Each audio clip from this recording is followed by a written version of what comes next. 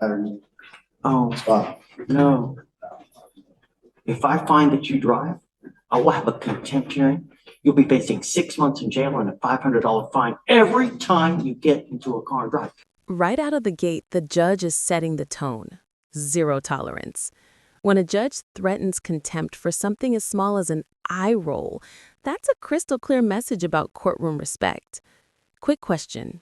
Do you think judges should react this strongly to attitude, or should they focus only on the actual charges? You roll your eyes like that again, I'll hold you in contempt.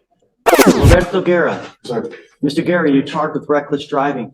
You're facing up to 30 days in jail and or a $500 fine. We're going to do probable cause. You have the right to remain silent. Anything you say can or will be used against you.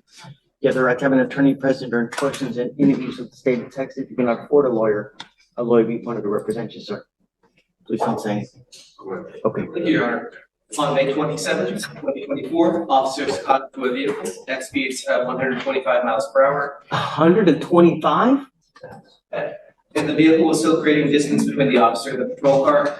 And it was very traffic. It was a heavy traffic at the time in Harrison. Hold up. The patrol car had to max out at 135 miles per hour just to catch up? That's not just speeding. That's entering dangerous felony-level risk territory. In moments like this, judges think about one thing: public safety. And when the judge mentions getting ejected from the car, that's not drama. That's a reminder of how quickly reckless driving turns deadly. County, while trying to close the gap between the patrol car and the speeding vehicle, the officer observed the vehicle change lanes in an unsafe manner several times, causing other vehicles to slam on their brakes to avoid striking the speeding vehicle. And the vehicle also did not signal its lane changes.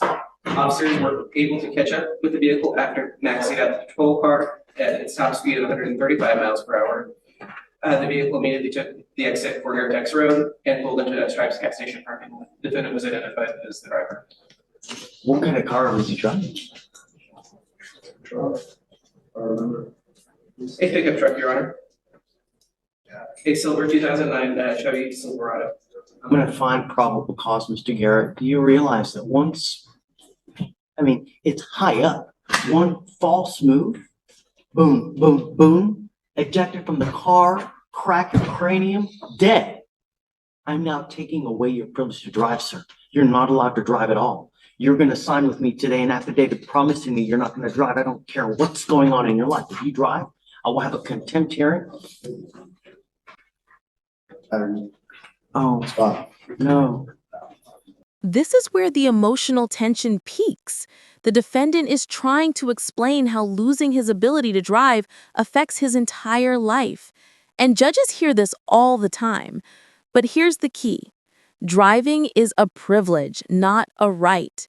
So the big question for you is, should someone who hit 135 miles per hour in heavy traffic be allowed exceptions for work? Or is the judge right to be strict? If I find that you drive, I will have a contempt hearing. You'll be facing 6 months in jail and a $500 fine every time you get into a car and drive. You roll your eyes like that again, I'll hold you in contempt. It shows a complete lack of respect.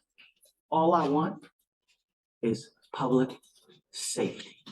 That's all I care about. Every single day, someone dies on the road in Harris County because of some boneheaded move. Not here, not today, not anymore. You understand?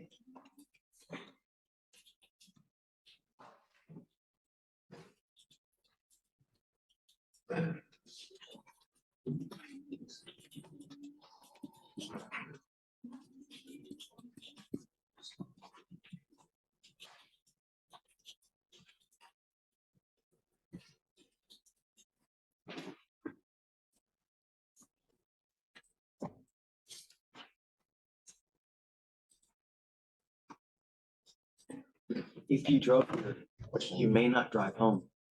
Do you understand? I don't get to work. I don't go to work no more. I didn't tell you could work.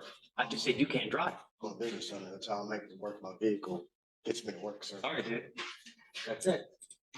I didn't ask for an apology. I said, how do I get to work? How am I going to Take get an to Uber. work? You can find someone else to take you. I moved a pool table. I can't put a pool table in the back of an Uber. I'm just asking, so I'm trying to, I'm You're gonna have to hire just someone trying to for you. continue to be a citizen and keep my job, right? That's all. That's all. That seems, a bit much, right? For somebody, I understand. You're a judge. I'm just trying to make my plea, but I have to work, that's all.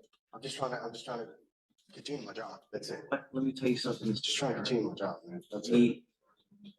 The ability to drive is a privilege. I understand, so I've been in the system long enough to understand what your job is.